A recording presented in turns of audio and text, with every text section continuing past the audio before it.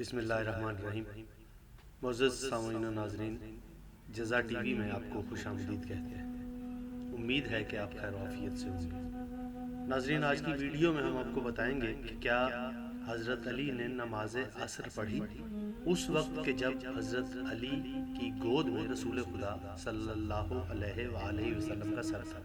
اگر حضرت علی نے نماز اس وقت پڑھی تو کس انداز سے پڑھی؟ اس سے قبل کہ یہ ایک دو باتیں آپ کی سماعتوں کی نظر کریں، آپ سے گزارش ہے چینل کو سبسکرائب کریں، بیل آئیکن کو دبائیں اور اپنی رائے کا اظہار ضرور کریں۔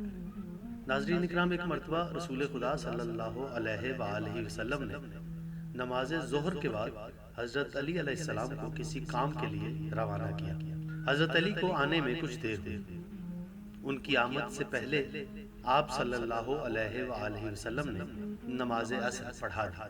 حضرت علی علیہ السلام جب آپ کی خدمت میں آئے تو رسول خدا صلی اللہ علیہ وآلہ وسلم نے اس کام کے متعلق پوچھا کہ جس کام کے لیے بھیجا تھا۔ ابھی یہ گفتگو ہو رہی تھی کہ اسی اثناء میں حضرت صلی اللہ علیہ وآلہ وسلم پر وحی نازل ہونا شروع ہوئی۔ رسول خدا نے اپنا سر حضرت علی علیہ السلام کی آغوش میں رکھ دیا اور وحی میں مصروف ہو گئے۔ وحی نازل ہوتی رہی یہاں تک کہ سورج غروب ہو گیا۔ حضرت صلی اللہ علیہ وآلہ وسلم نے آنکھ کھولی اور حضرت علی علیہ السلام سے کہا کہ آپ نے نماز عصر پڑھی؟ حضرت علی علیہ السلام نے عرض کیا، آپ کا سر مبارک میری گود میں تھا اور مجھے یہ بات ناپسند تھی کہ میں آپ کا سر ہٹاؤں۔ آپ کے سر کو آغوش میں رکھنا مجھے نماز سے زیادہ عزیز تھا۔ رسول خدا صلی اللہ علیہ وآلہ وسلم اٹھے اور قبلہ کی طرف رخ کر کے ہاتھ بلند کیے۔ خدایا، علی تیری اور تیرے رسول کی اطاعت میں تھا، سورج پلٹا دے تاکہ یہ نماز پڑھ سکے۔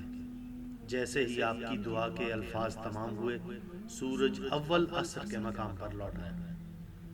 حضرت علی علیہ السلام نے نماز پڑھی، پھر سورج ڈوب گیا اور ستارے نکل آئے۔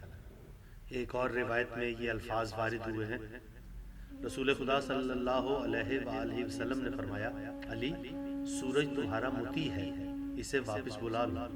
چنانچہ حضرت علی نے واپس آنے کا حکم دیا تو سورج پلٹ آیا۔ ایک روایت میں یہ مذکور ہے کہ اس سے قبل کہ رسول خدا دعا کرتے، حضرت علی نے اشاروں میں نماز عصر پڑھ لی تھی۔